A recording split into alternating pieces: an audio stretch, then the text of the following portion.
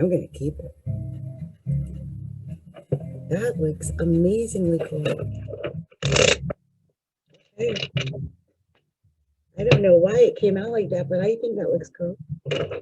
So, you guys, this is Adrienne, Capricorntigress of Astrology, look inside. I'm coming to you with the card readings for the sign of Aries. Okay? For Aries. So, Divine Spirit, show me clearly the special message you have for the sign of Aries. Show me clearly, what are we sharing with the sign of Aries?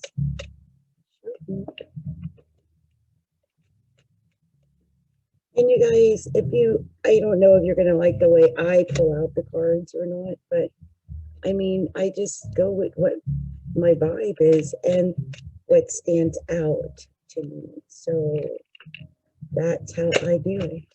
And of course, poppers. I'm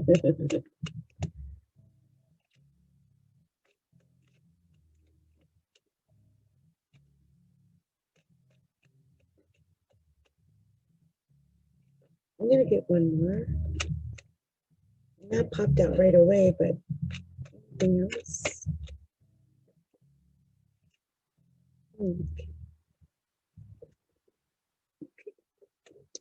Okay, so I've got these cards here. These are extra. Gonna go ahead and should be in that direction. Put that on there. So your first card, Aries, is the Magician. The Magician, and that's the #1 card. That's very Aries indeed.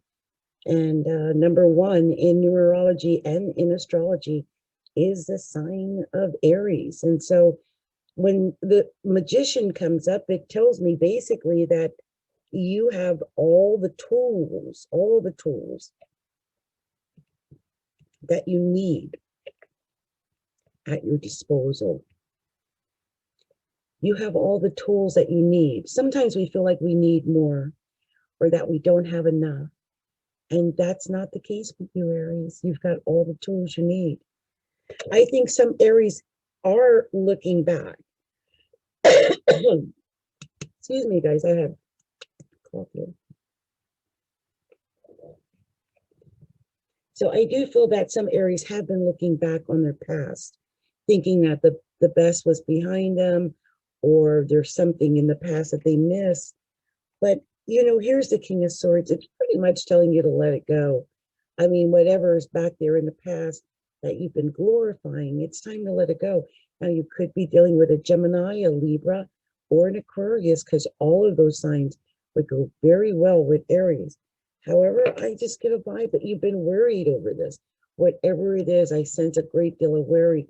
And, I just feel like it's time to put an end to it. Here's the Death card telling me that it's time to put an end to what does, the past. Now, you could be dealing with a Scorpio, of course, but I really think this is an ending here. And look, here's the 8 of Cups. This card, when this comes out, especially right after the Death card like that, and that 5 of Coins, this tells me that you're putting an end to that. First of all, that feeling of desperation and isolation and feeling unloved, because if someone is not putting you first, if they're not making you #1, if you're not feeling glorified in that relationship, it is time to walk away. 8 of Cups. Yep. And there it is. 6 of Swords, moving away. Literally. Traveling away with the kids. Oh, man. Now, this really could involve marriage. I mean, it really could involve someone's marriage, because look, here's Taurus, here's the Hierophant. This is the marriage card. This is exactly what this is. This is the marriage card. And I think that maybe there might have been some fighting in the marriage. Marriage is a traditional thing. It could be just a real serious relationship. But this is usually a card of fighting, a battle. Some of you Aries might have been in a battle. Again, I keep sensing Gemini, Libra, or Aquarius might be involved, but I don't know. And here's the Lover's card. You know, you might be making a decision about this because of this battle. That might be what it is. But I do think it has something to do with a relationship or love. And then there were two cards that came out in addition. First was the Queen of Staves. I love her. She's usually a Leo, an Aries, or a Sag. And that's you, right, Aries? Sitting on your throne. Right after the Lover's card.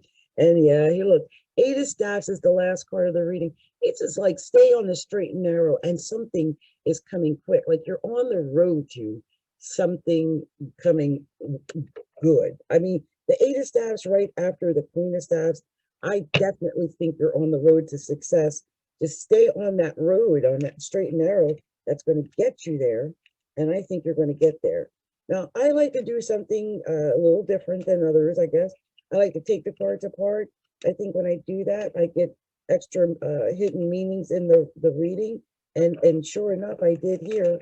There's 2 8s in here, and there were 2 6s in here. And I know that means something, and we're going to talk about exactly what that means. Also, let's see, the Queen of Staves, King of Swords, and King of Swords. So, you know, there could be a male talking about you. There could be in a battle with a Gemini, Aquarius, or a Libra. I mean, you could be in a relationship, but you know, love is a battlefield sometimes, right?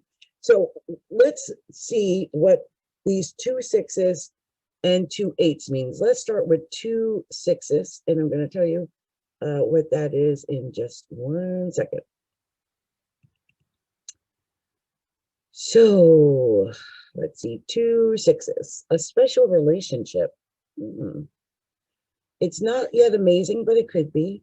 Could be irritations with people who are around you, especially people that you work with. So that could be something that's happening. You know, sometimes people we work with irritate us. They do. It could be. I could be someone who's talking about you, the King of Swords, maybe at work. That would be horrible, wouldn't it? So you also had 2 8s. Here's what 2 8s means: willpower, drive, and ambition, an inner need and want to do everything right, attempting to be noticed in your career and relationships. Something about the career, right? That's something. That's kind of like the hidden bottom messages. Like, that's why I do those, because they tell the hidden story. You guys, I'm sorry, I'm like wheezing here. You know, it is the dead of winter, so I probably should take some like Theraflu and stuff after this, but I'm going to finish these readings tonight. So I like to take the major arcana, read it separately, and when I do, it tells a story. You're the magician. You are the magician, Aries. You are number one. And because of that, you have all the tools at your disposal. You have all the tools you need to win and to be successful. You just naturally have that. I think you're going to be able to put an end to something. Something is definitely ending. Something.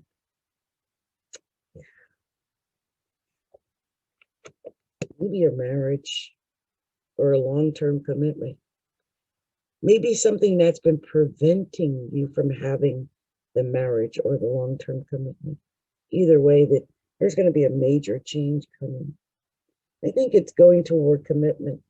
And I think it's going toward commitment in love. It ends on the romance card, or the lovers, right?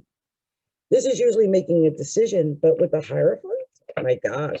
I mean, obviously, they're like, either you're already married and it's making a decision to continue loving each other, or you're about to go into a serious commitment. And look what was on the bottom of the deck: 4 of Staves.